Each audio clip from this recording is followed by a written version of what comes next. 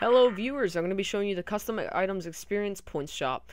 So I made this custom in vanilla Minecraft, and what it does is swaps out an item for a certain level of experience points, and this is really user friendly for people who don't know how to use command block arguments or redstone or anything like that. So Swiftness Sword is a thing I made, so it's a completely custom item, not in vanilla Minecraft.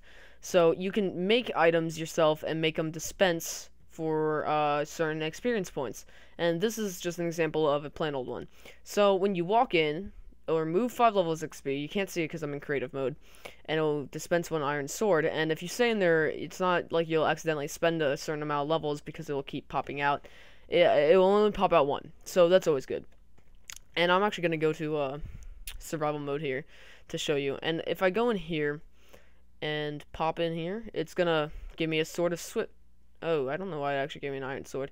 Hold on. Oh, jeez. Oh, jeez. I actually didn't touch that before, so I might have put a little too much swiftness on it. But I think that was from earlier. I dropped a iron sword. So, what happens if you run out of room for your dispenser? Well, what I did is I actually connected a whole bunch of hoppers to it. Now, if someone's so persistent in buying something, it's gonna get used up. See, I just set it off there again. I'm gonna turn these off. What will actually happen is this will pop up, and nobody will be able to access it because it's blocked off, obviously. So, let me get that little hopper out so it stops shooting. Okay, so how this works is you have your test for argument. No, that's not here. This is a clock, so it's constantly running, and it's constantly testing for a nearest player with a radius of 6 from this command block, and a minimum level of enchantment of 5. Now, so that means only people who have 5 levels will be able to be given a sword. And once that happens, this redstone signal will go out and hit this block, remove 5 levels of XP of the nearest player, which just basically means the player that was notified by this block right here. And it will also hit this dispenser, which shoots out your item that you want. And for this, I just attached a whole bunch of hoppers onto it, so it basically almost never runs out. It depends on how many hoppers you put on it. That's how many items will be in the dispenser.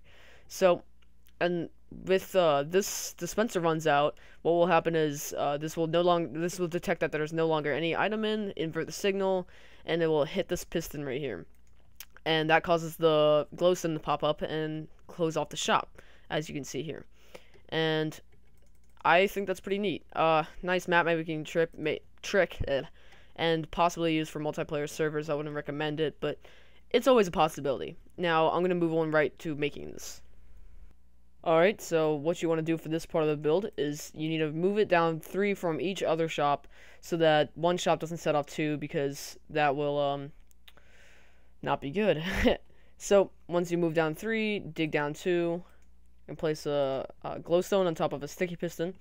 Now cover the place that you're gonna have the area for purchasing in, and place 2 blocks behind it, like so. Place comparators on top, and have it go through command blocks. And at the end, have a dispenser. And at the end, or beginning technically, you want 2 hoppers going into each other. And you're going to place a item in them, but not right now because I don't want my game to start lagging out even a little bit, just because I'm recording. So I'll do that later. But place a comparator there, 2 blocks, redstone, torch, mine down 2, or yeah, mine down 2, and then dig out a little bit until you hit the glowstone and sticky piston, and place a block there, get some redstone, and trace it down. So once you have that, you want to fly back up, and head into the commands. Alright guys, sorry, but I screwed up a little bit on my part. I put this a little close, so, what you want to do is actually shift all this down 1. So just same way, just different place. And I apologize for this. My fault. Alright, so to finish this project up, what you want to do is you want to put something in these hoppers to have them popping back and forth and constantly testing for this command, which is test4. And once you do that, you want to do @player and argument r equals 6, which is the radius from this command block that a player must be to activate it. So that just means it's going to be at the place that we want to sell. And level minimum is however XP levels you need to actually activate the shop.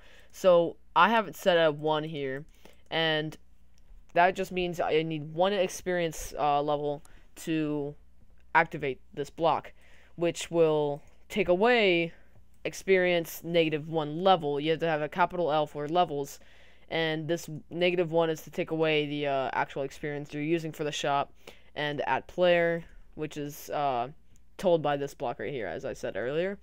And you should be done. Just pop in whatever you want to sell in your dispenser. Dispenser will, glowstone will go down. Step in, redstone will pop out, remove a level. And just to make this clear, in case I didn't make it clear enough, this 1 right here is the amount of levels you need for the redstone, and this level right here is the levels being taken away for the redstone. So just change that number right there, and that's how much experience levels you need for getting this redstone right here, and or any other item that you're selling, any custom items such as the swiftness sword I made earlier. So thanks for watching, people. Like, comment, subscribe, and I'll see you later.